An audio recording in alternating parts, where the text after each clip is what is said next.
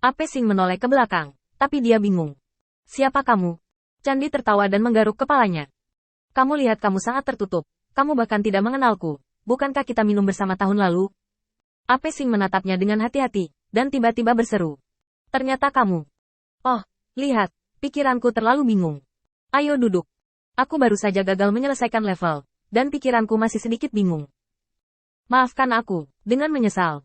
Yuan Xing mengeluarkan kendi anggur dari cincin Sumeru, dan membuka segel lumpur dengan sedikit keengganan. Ayo, toples anggur ini adalah permintaan maafku. Sejujurnya, Kandi dan Yuan Xing juga bertemu secara tidak sengaja. Obrolan antara keduanya cukup spekulatif, dan sepertinya mereka akan benci bertemu nanti. Hanya saja Yuan Xing sekarang fokus untuk menembus level, dan Kandi juga memiliki misinya sendiri, yang jarang terlihat di waktu normal. Setelah bertemu hari ini, keduanya secara alami memiliki lebih banyak topik untuk dibicarakan. Setelah beberapa obrolan, anggurnya hampir diminum, dan Candi berbicara. Aku datang ke sini hari ini untuk menegosiasikan syarat denganmu dalam kapasitasku, yaitu membiarkanmu melepaskan perjanjian dengan Ningwu. Jangan khawatir, lihat saja aku dengan tatapan ini dan dengarkan aku. Saya ingin mengatakan, Anda tahu tentang Flight Invasion sekarang. Saya menemukan bahwa Feng Tianxing sangat terampil. Jika kita bisa bekerja di bawahnya, kita pasti bisa mengeluarkan potensi terbesarnya. Kita hanya perlu mendukungnya, bukan saya. Mereka menguasai kehampaan di negeri itu, dan kehampaan di wilayah lain bergetar. Sekarang saya pikir Anda melepaskan perjanjian dengan Ningwu untuk saat ini, sehingga Ningwu dapat pergi dan bekerja di bawah Feng Tianxing. Tentu saja, saya tidak akan melupakan Anda untuk keuntungannya. Ketika saya kembali ke Tuan Kota Luo, saya akan memberi Feng Tianxing hadiah besar dan biarkan dia secara pribadi mengajari Anda cara meningkatkan alam Anda dan membantu Anda menembus alam tubuh yang rusak. Saya merasa bahwa otak yang bergerak seperti angin dan langit, ditambah dengan kerja keras Anda, paling tidak, Anda juga dapat menerobos ke alam transformasi kepompong. Bagaimana? Apa syaratnya? Ape menggelengkan kepalanya untuk sementara waktu. Kondisimu tidak terlalu bisa diandalkan. Bocah Feng Tianxing itu memiliki kesempatan untuk menembus alam dalam 1 hari. Aku tidak percaya jika dia membantu setan lain menerobos alam fisik. Melihat apa yang dikatakan Yuan Xing, Kandi hendak membujuknya lagi dan memberikan bukti nyata. Tetapi Yuan Xing menghela nafas. Tapi aku juga tahu apa yang terjadi di luar. Sekarang para iblis tidak diuntungkan melawan kehampaan. Bukankah penguasa kota Naluo memenangkan 300.000 kota utama terakhir kali? Paling-paling, aku bisa membunuh 2 hantu. Jika dia kosong, dia harus berhenti makan. Yah, aku setuju dengan syaratmu, tapi keuntungannya dicabut. Ketika kamu selesai dengan kesibukanmu di sana, cari waktu untuk minum-minum denganku untuk meredakan depresi di hatiku. Aku akan bisa mengobrol denganmu sekarang. Kata-kata Ape Sing sedikit menghangatkan hati Kandi. Oke, kalau begitu aku bisa menciptakan kondisi untukmu dengan ketenangan pikiran. Jangan khawatir, hadiah yang kuberikan pada Feng Tianxing kali ini pasti cukup besar. Jika dia punya cara, aku jamin dia akan menyerahkan semuanya. Setelah keduanya membahas hal ini, Yuan Xing pergi ke tanah terberkati Ningwu secara pribadi, membatalkan perjanjian tahun ini, dan kemudian keduanya berjalan ke yurisdiksi Feng Tianxing. Di sisi lain, setelah menyelesaikan persiapan awal, Kandi kembali ke Tuan Kota Luo dengan membawa beberapa salinan batu foto. Dia melaporkan bahwa dia telah memanggil semua iblis di kota utama untuk menyerang, dan mengarang cerita bahwa semua iblis di kota utama dipenuhi dengan kemarahan yang benar dan ingin melenyapkan Feng Tianxing. Tuan Luo mengangguk puas.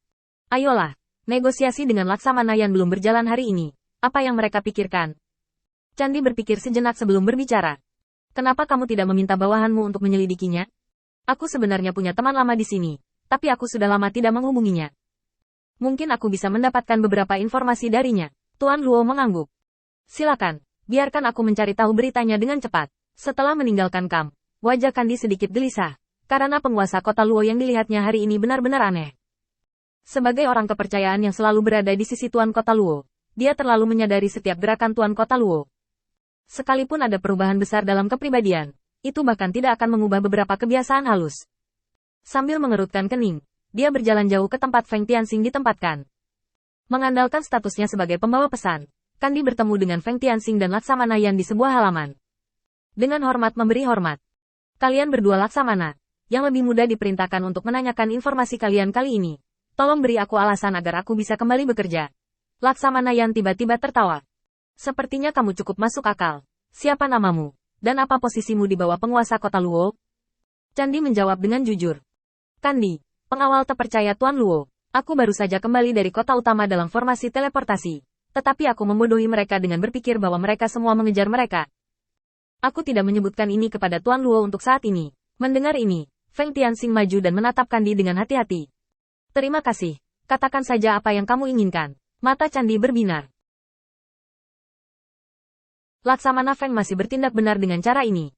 Jika demikian, maka saya tidak akan bergosip. Aku punya teman bernama Yuan Xing. Cara untuk membantunya meningkatkan kekuatannya, atau metode latihannya, bisa mengajar 1 atau 2. Dia sudah mendatangimu dalam perjalanan ke wilayah itu. Feng Tianxing tersenyum. Oke, karena itu masalahnya, maka aku akan menyetujui syaratmu. Kredit masa depan akan dihitung secara terpisah. Kandi mengangguk setuju sebelum melanjutkan. Namun, hari ini aku menemukan sesuatu yang aneh tentang Tuan Kota Luo. Aku tidak tahu apa yang kalian berdua pikirkan. Ketika topik ini disebutkan, Laksamana yang di samping mengikuti. Kebetulan, kita baru saja membicarakan hal ini. Laksamana Feng mengatakan bahwa Tuan Kota Luo Anda telah terkorosi oleh kehampaan. Dan sekarang kehampaan itulah yang mengendalikan tubuh Tuan Kota Luo. Tetapi kami juga sangat ingin tahu di mana kekosongan itu berasal. Kekosongan yang mereka bunuh beberapa hari yang lalu telah dihilangkan. Dan perbedaan aura mereka terlalu besar. Candi membeku sesaat. Tidak mungkin. Tuan Kota Luo memiliki kekuatan tahap tengah dari alam tubuh rusak. Belum lagi sangat kuat. Setidaknya dia bisa menahannya ketika dia menemukan kekosongan. Feng Tianxing di samping mengangguk dalam diam. Memang, seharusnya begitu. Kesadaran kosong dari City Lord Parasitik Luo tidak terlalu kuat. Apakah Tuan Kota Luo bertindak seperti orang yang marah kemarin? Jika demikian, ada kemungkinan besar dia terlalu marah dan terjebak dalam kehampaan. Candi mengangguk cepat. Ya, apa yang dikatakan Laksamana Feng benar. Tuan Kota Luo memang sangat marah kemarin. Sambil menyetujui, Kandi mengintip Feng Tianxing, dan melihat bahwa meskipun dia memiliki beberapa tanda fisik yang berbeda dari iblis, dia tetaplah iblis. Kenapa dia bisa memprediksi musuh dengan sangat baik? Alasan mengapa iblis di kota utama ditarik adalah karena dia tahu bahwa Tuan Kota Luo mengendalikan keseluruhan situasi sebelum dia dikendalikan oleh kehampaan. Atau apakah itu kebetulan setelah itu?